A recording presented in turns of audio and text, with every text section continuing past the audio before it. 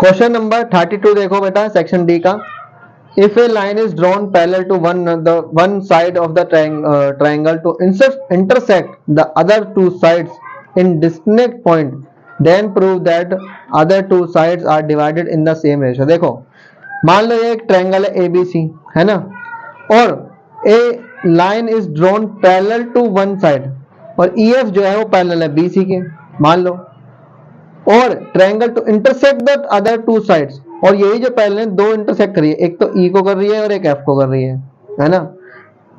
Then prove that other two sides are divided in the same, यानी कि ये जो लाइन है E और F, ये क्या कर रहे हैं, एक दूसरे को बराबर रेशियो में क्या कर रहे हैं, डिवाइड कर रहे हैं। तो हमें क्या प्रूफ करना है, हमें ये प्रूफ करना है, देखो प्रूफ हमें करना है कि AE अपॉन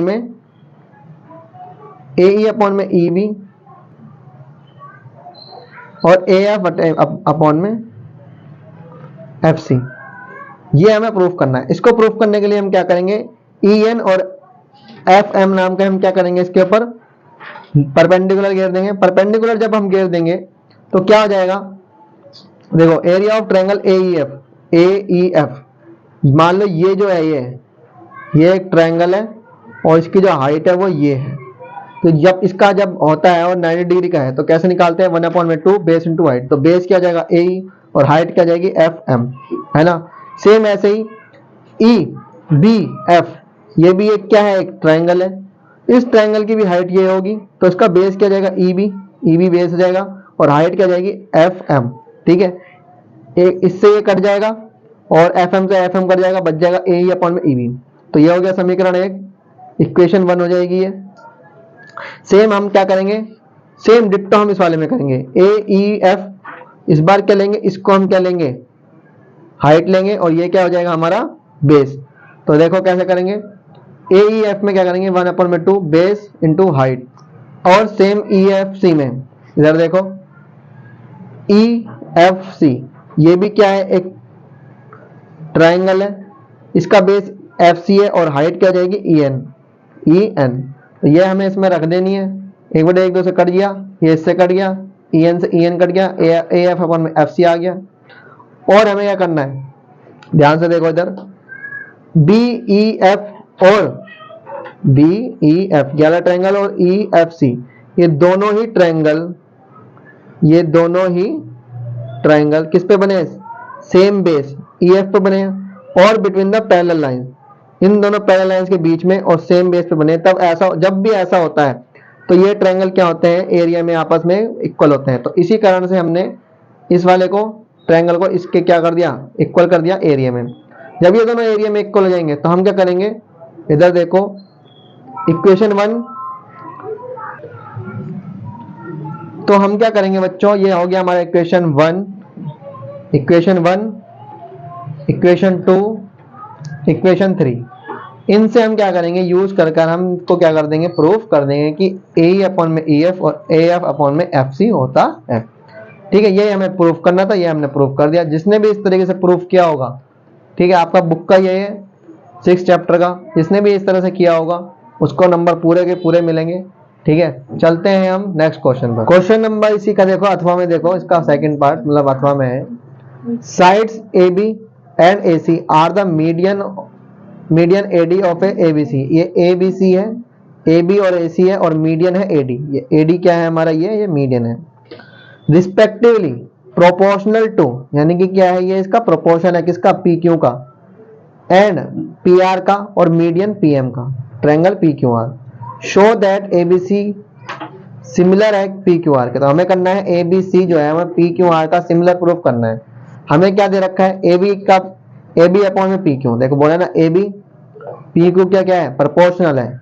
AC किसका होगा, PR का, और AD किसके प्रोपोर्शनल होगा, PM का।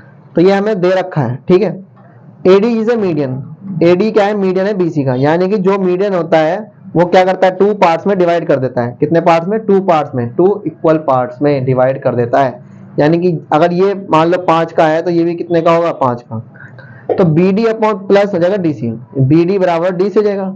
ऐसे ही PM जो है वो Q और R का क्या है, मीडियन है, इसलिए QM QR के क्या हो जाएगा, बराबर हो जाएगा। ठीक है, इतना याद रखना। अब आगे देखो कैसे करना है। इन ट्रायंगल ABD और PQM, ठीक है, इस ABD में ABD इस वाले देखो ABD सिर्फ इतने में देखो, और PQM इसमें देखो, इसको देखो, बस इसको हमें प्रूफ करना। देखो कैसे करेंगे, AB अपॉन PQ है ही, AD अपॉन PM है ना, बोला है उसने AB जो है ये इसके क्या है, प्रोपोर्शनल है, और AD जो है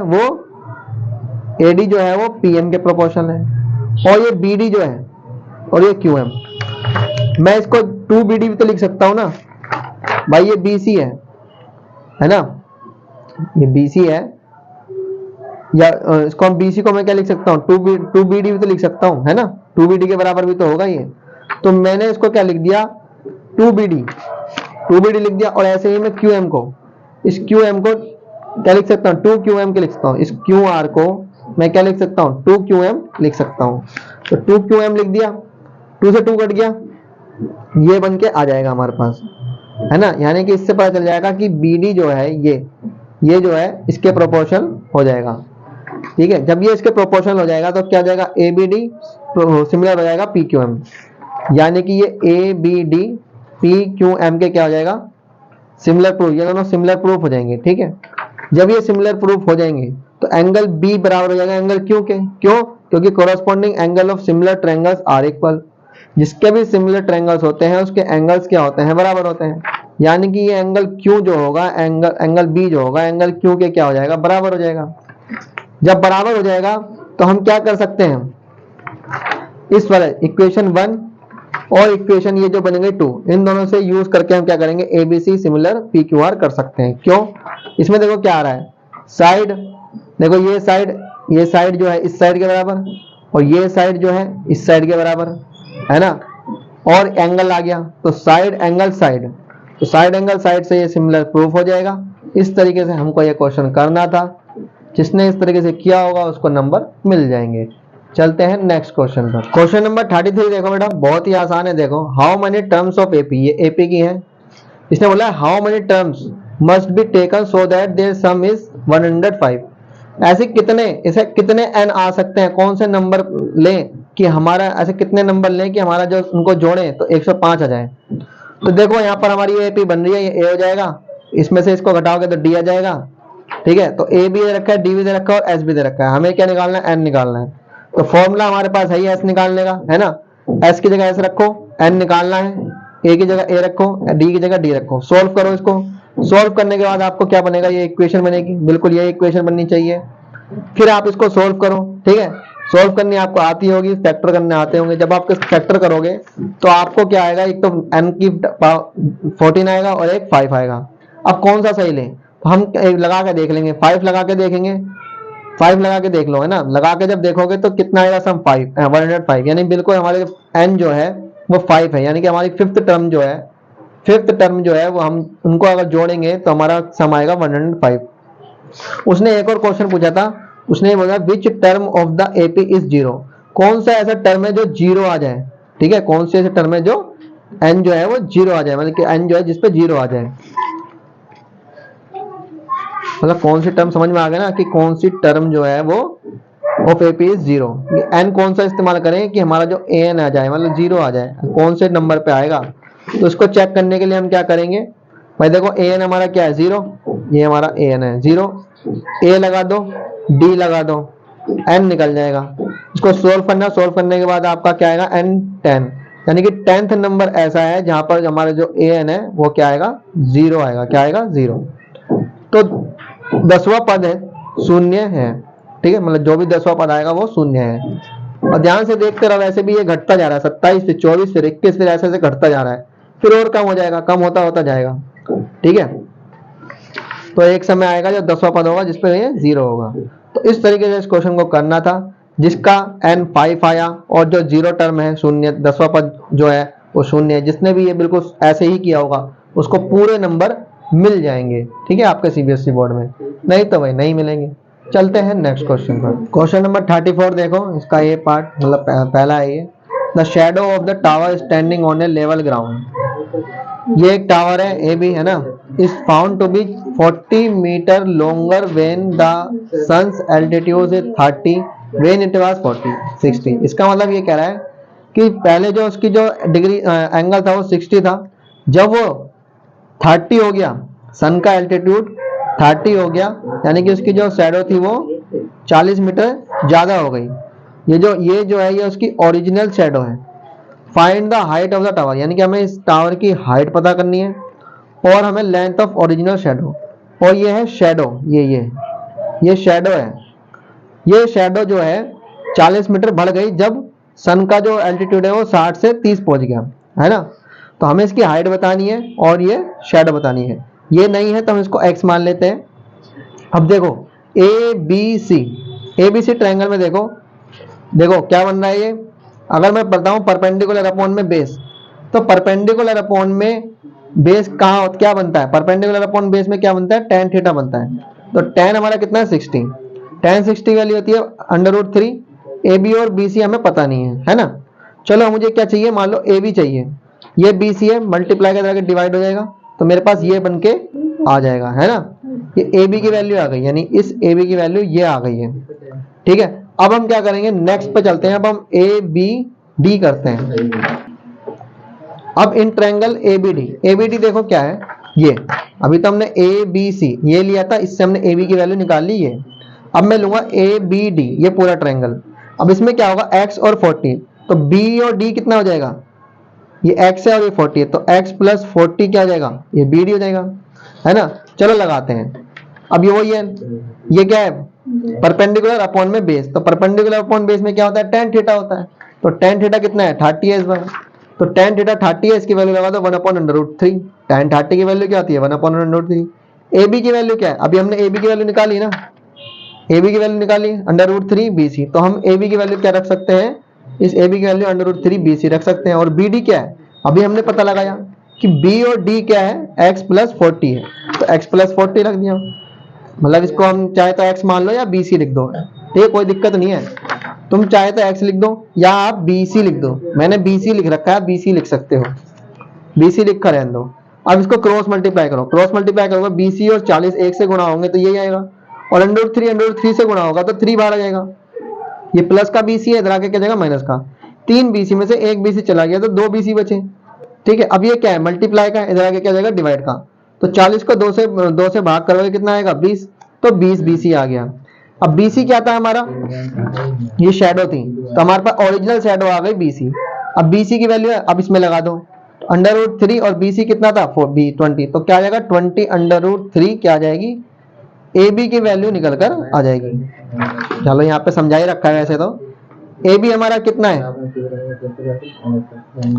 देखो ए बी हमारा कितना आ गया 20 √3 की वैल्यू क्या दे रखी है 1.73, लगा दो, सॉल्व कर दो, सॉल्व करने के बाद क्या आएगा, ये आ जाएगी, यानी कि ये आ गई इसकी हाइट आ गई, तो इतनी आ गई इसकी हाइट, ठीक है, 34.6 मीटर क्या आ गई, हाइट आ गई। टोटल हाइट ऑफ टावर ये है। अब इसकी क्या ये ऊंचाई हो गई, और इसकी छाया कितनी थी 20 मीटर की, ठीक है। तो इस तरीके से छाया जो है वो 20 मीटर आ जाएगी, हाइट जो है टोटल ये 36.6 मीटर आ जाएगी। जो इतना भी करके आया है वो भी सही जाएगा, जो ये करके आया इसको पूरे नंबर मिल जाएंगे, जो भी इस तरीके से करके आया होगा उसको भी पूरे के पूरे नंबर मिल चुके होंगे। चलते हैं इसी के अथवा पे।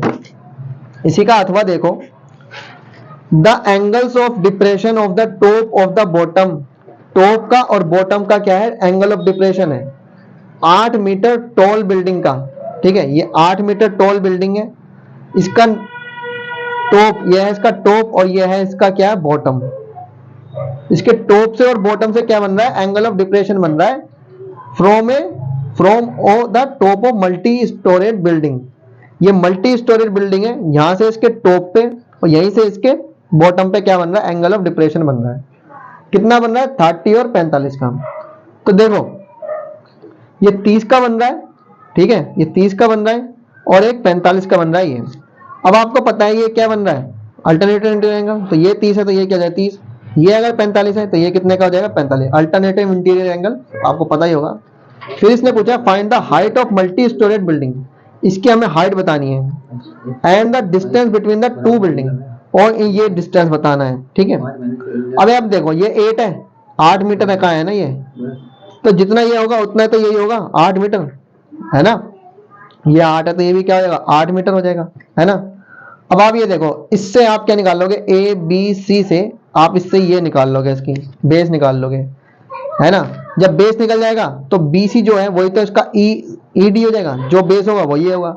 अब इस वाले AED वाले ट्रायंगल से आप क्या निकाल सकते हो, ये इतनी हाइट निकाल सकते हो, इतनी। तो फिर इसको जोड़ोगे ना, टोटल हाइट निकल जाएगी। चलो कोई नहीं, करते हैं। अब आप क्या करना, सिंपल सी, ये 8 मीटर है, देखो D और C क्या है 8 मीटर है, तो E और B भी क्या होगा 8 मीटर होगा। ध्यान से देखो, ये क्या बन रहा है, एक रेक्टेंगल बन रहा है। क्या बन रहा है, ये रेक्टेंगल बन रहा है, EBCD, ये क्या बन रहा है, एक रेक्टेंगल बन रहा है, रेक्टेंगल। ये 8 है तो ये भी 8 होगा।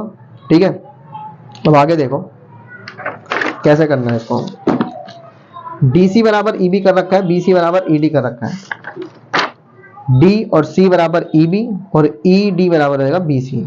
यहां पर इतना ही बता रखा है। अब इन ट्रायंगल ABC देखो, ABC, ठीक है। इस ABC ट्रायंगल में क्या होगा, अब आप देखो, पता है पाकिस्तान भूखा प्यासा, हिंदुस्तान हरा भरा। ठीक है, परपेंडिकुलर अपॉन बेस, परपेंडिकुलर, ये है बेस। तो परपेंडिकुलर अपॉन बेस क्या होता है, tan थीटा होता है। tan थीटा कितना है हमारा 45 ही है ना ये, तो लगा दो। 45 की वैल्यू होती है 1। और AB क्या है हमारा, A और B, AB क्या है, AE और EB है, यानी AE प्लस 8, तो AE प्लस 8 और BC तो हमारा BC है ही।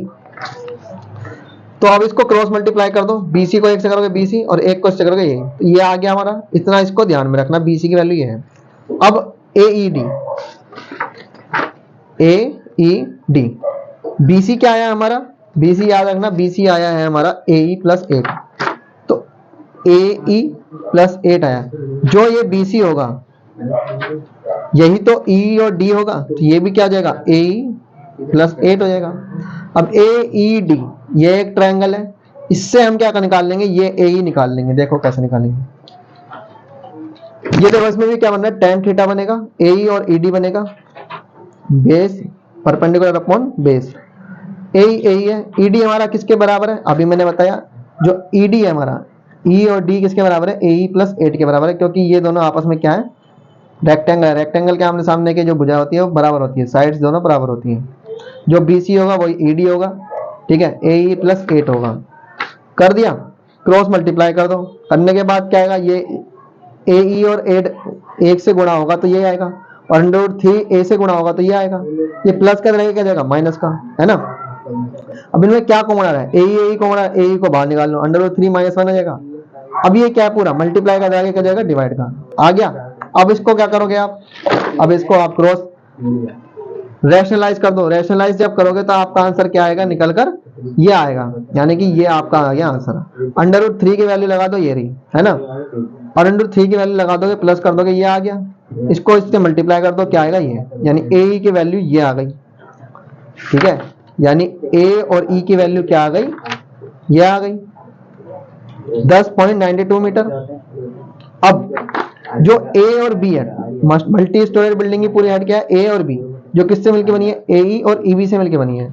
तो AE हमारा आ गया और EB, AE ये रहा और EB 8, दोनों को जोड़ दो, कितना आ गया ये, यानी कि ये आ गई मल्टी स्टोरेज बिल्डिंग की कुल हाइट। और BC किससे मिलकर बना था, AE और 8 से। AE हमने निकाला अभी, ये रहा, है ना, और 8 ऐड कर दो, ये आ गया BC। तो हमारे पास आ गया height of the multi storage building and distance between two building is. ठीक है, हाइट आ गई, ये है हमारी हाइट, और दोनों के बीच में जो दूरी थी वो है ये। जिसका भी ये आंसर आया होगा वो बिल्कुल ही सही गया होगा, उसको पूरे के पूरे मार्क्स मिल गए होंगे। ठीक है, चलते हैं नेक्स्ट क्वेश्चन पर। क्वेश्चन नंबर 35, ध्यान से देखना बच्चों, बहुत आसान है, बुक का ही है। एक code of a circle of radius 40 centimetre. ठीक है, एक कोड है जिसका रेडियस क्या है 40 सेंटीमीटर, तो ये है हमारा रेडियस, ये है हमारा radius. Subtended angle of 90 degree at the centre पे 90 डिग्री बना हुआ है। ठीक है, कोई दिक्कत नहीं। Find the area of the corresponding minor and the major segment of the circle. भाई ये है हमारा माइनर सेगमेंट और ये पूरा क्या हो जाएगा हमारा मेजर सेगमेंट। पहले हम इसका ये निकाल लेते हैं। ये कैसे निकालोगे, ये क्या बन रहा है हमारा, सेक्टर बन रहा है। इस पूरे सेक्टर का एरिया निकालने के बाद हम क्या करेंगे, इस वाले इस ट्रायंगल का एरिया माइनस कर देंगे तो ये निकल के आ जाएगा। यही हमें करना है। Area of minor segment, area of minor sector minus area of AOB।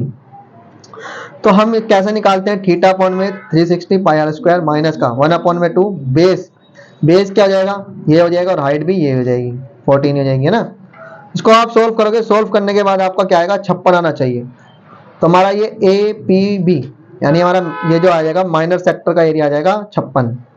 अब हमें क्या निकालना है, मेजर का। मेजर निकाल मतलब ये पूरा बड़े वाले का हम कैसे निकालेंगे, इस बड़े वाले का क्या कर लेंगे, हम एरिया निकाल लेंगे और ये ट्रायंगल का एरिया जोड़ देंगे। इधर देखो, एरिया ऑफ मेजर सेगमेंट कैसे निकालेंगे, एरिया ऑफ AOB बड़े वाले का, AOB बड़े वाले AOB, इसका हम क्या निकालेंगे, एरिया निकालेंगे और जोड़ देंगे AOB का एरिया।